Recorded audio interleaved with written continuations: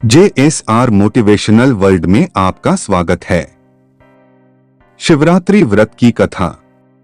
नमस्कार मित्रों, आज के इस वीडियो में हम आपको शिवरात्रि के व्रत से जुड़ी एक कथा के बारे में बताने जा रहे। शिव महापुराण का एक प्रसंग है जब ऋषियों के पूछने पर सूत जी शिवरात्रि व्रत की कथा कहते हैं। बहुत समय पहले किसी वन में एक भील रहता था जिसका नाम गुरुद्रुह था।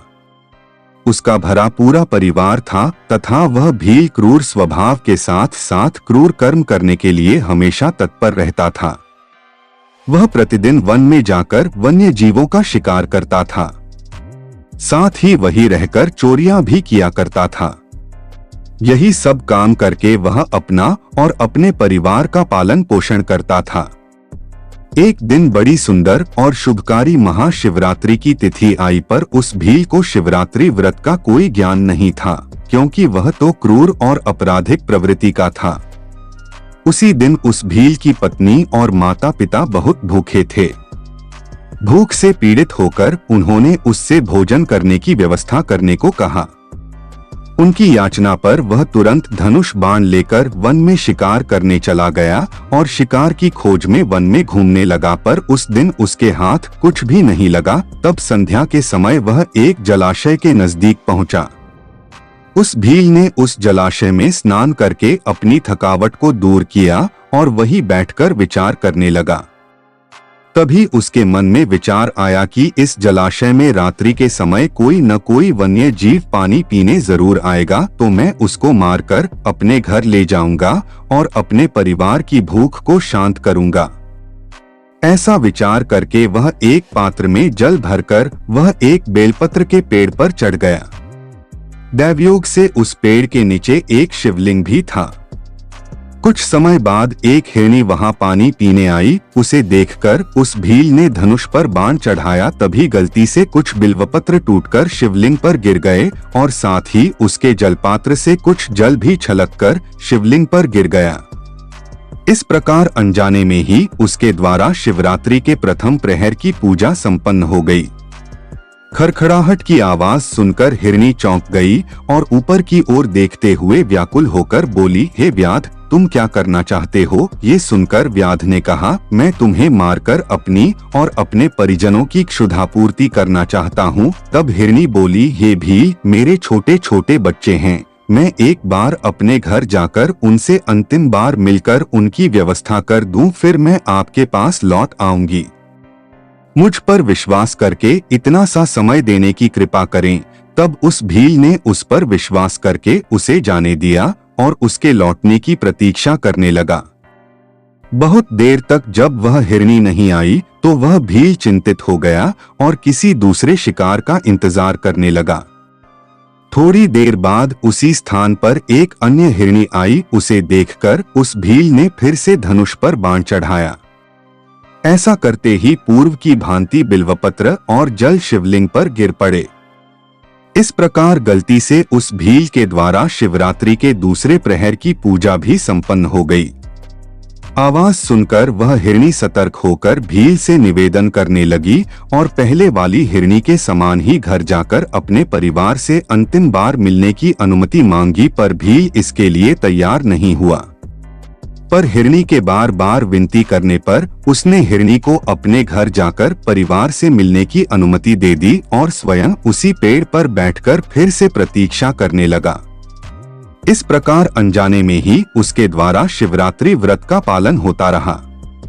कुछ समय तक प्रतीक्षा करने पर जब दूसरी हिरनी भी वापस नहीं आई तो उसे अत्यंत क्रोध आया और वह किसी दूसरे जीव की अपेक्षा में सजग होकर पेड़ पर बैठा रहा।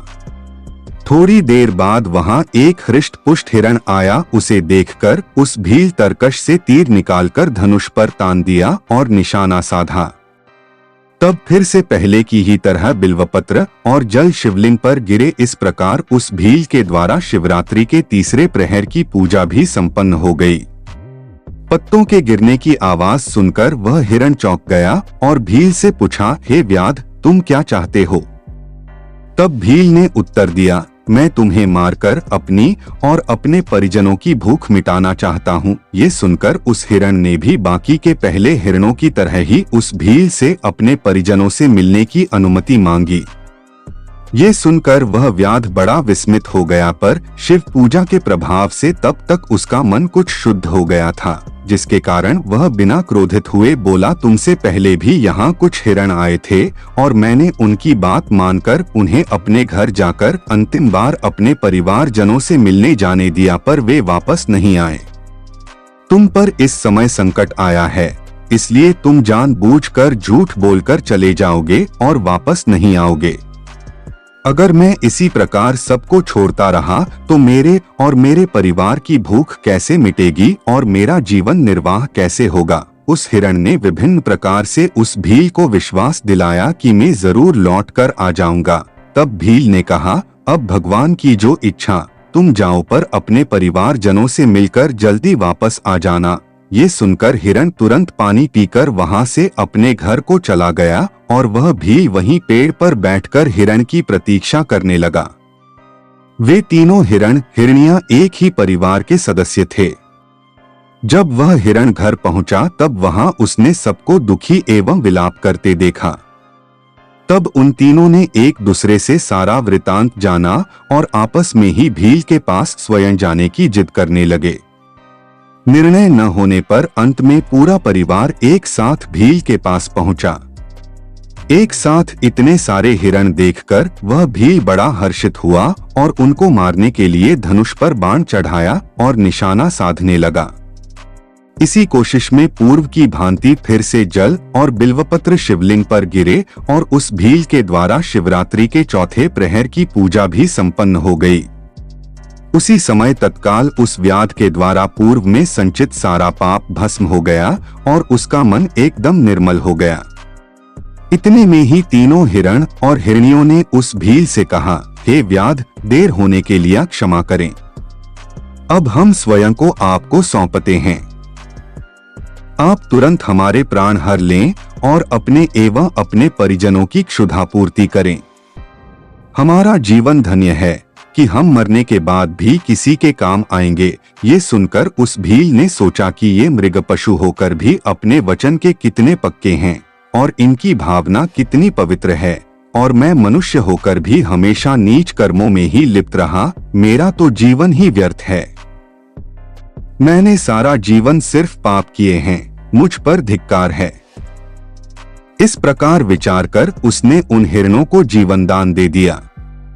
ये देखकर भगवान शिव अत्यंत प्रसन्न हुए और तत्काल उस भील के समक्ष प्रकट हो गए और प्रेम पूर्वक कहा, हे व्याध, मैं तुमसे अत्यंत प्रसन्न हूँ। आज से तुम संसार में निषाद राज के नाम से जाने जाओगे और श्रृंगवेरपुर के राजा बनोगे।